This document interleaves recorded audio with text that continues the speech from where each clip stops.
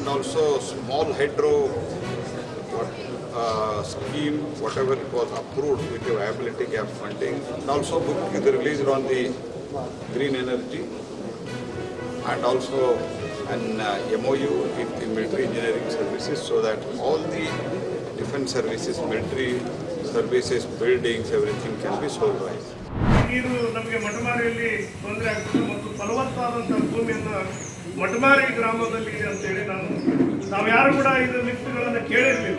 ಆದರೆ ನನ್ನ ಕರ್ತವ್ಯ ಒಬ್ಬ ಶಾಸಕರಾದವರು ಈ ಜನರ ಅಪೇಕ್ಷೆಗಳು, ರೈತರ ಏನು ಬವಣೆಗಳಾದ ಮತ್ತು ಜನರ ಏನು ಕಷ್ಟಗಳಾದ ಅದನ್ನೆಲ್ಲವನ್ನು ದಿನನಿತ್ಯ ನಾವು ರಾತ್ರಿ ಆಗಲು ಅದನ್ನು ಸ್ಟಡಿ ಮಾಡಿದಾಗ ಏನು ಮಾಡಿದರೂ ನಾವು ಜನರಿಗೆ ಉಪಯೋಗ ಆಗ್ತದೆ ಅಂತೇಳಿ ಅದ್ರ ಬಗ್ಗೆ ಯೋಚನೆಗಳನ್ನು ಮಾಡಿ ನಾನು ಇವತ್ತಿಲ್ಲ ಇದು ಶಾಶ್ವತವಾಗಿ ಇಲ್ಲಿ ಮಾಡ್ಬೇಕಂತೇಳಿ ನಾನು ಇದರಿಂದ ನೋಡ್ತಾ ಇದ್ದೀವಿ. ಯಾವುದು ಬಿಚ್ಚಾಲಿಂದ ಅಲ್ಲೇನನ್ನು ಮಾಡ್ಬೇಕಂತ ಅಲ್ಲಿ ಸ್ಟೋರೇಜ್ ನೀರನ್ನು ಇರೋದಿಲ್ಲ ಅಂತೇಳಿ ಹೇಳಿದಾಗ ನಾನು ಒಂದು ದಿವಸ BNC ಅಣೆಕಟ್ಟಿಗೆ ಹೋಗಿದ್ದೆ. ಜೂಪುರ ಹತ್ರ ಅಲ್ಲಿ ಒಂದು ಕಾಮಗಾರಿ ನಡೆಯುವಂಥ ಸಂದರ್ಭದಲ್ಲಿ ಅಣೆಕಟ್ಟದಲ್ಲಿ ಎಲ್ಲ ನದಿಯಲ್ಲಿ ನೀರಿರಲಿಲ್ಲ, ಅಲ್ಲಿ ಅಣೆಕಟ್ಟದಲ್ಲಿ ನೀರಿಲ್ಲ, ಎಲ್ಲ ಸ್ಟೋರೇಜ್ ನೀರಿತ್ತು. ಅವ್ರು ಇಲ್ಲಿಂದೇ ಒಂದು ಲಿಫ್ಟ್ ಮಾಡಿದ್ರೆ ಆಯ್ತಲ್ಲ ನಾವು ಮಟಮಾರಿ ತನಕ ಅಂತೇಳಿ ನಾನು ಅವ್ರದ್ದು ಯೋಚನೆ ಮಾಡಿದ್ದೆ ಆವತ್ತು. ಯಾಕಂದ್ರೆ ಅಲ್ಲಿಂದ ಕುಡಿಯೋ ನೀರಿಗೂ ಒಂದು ಬೋರ್ಕಲ್ಲು ಕೆರೆಯನ್ನು ತುಂಬುವಂಥ ಯೋಜನೆ ಅಲ್ಲಿಂದ ಮಾಡಿ ಈ ಲಿಫ್ಟ್ ಇರಿಗೇಷನ್ ಕೂಡ ರೈತರಿಗೆ ನಾವು ಇಲ್ಲಿಂದ ಮಾಡಿದರೆ ಶಾಶ್ವತವಾಗಿ ನೀರು ಇರ್ತದೆ, ಅಣೆಕಟ್ಟಾದ ಅಲ್ಲಿಂದ ಮಾಡೋಣ ಅಂತೇಳಿ ಯೋಚನೆ ಮಾಡಿ ಅವತ್ತೇ ನಾವು ಒಂದು ಪ್ರಾಜೆಕ್ಟ್ ರಿಪೋರ್ಟನ್ನು ರೆಡಿ ಮಾಡಿದಾಗ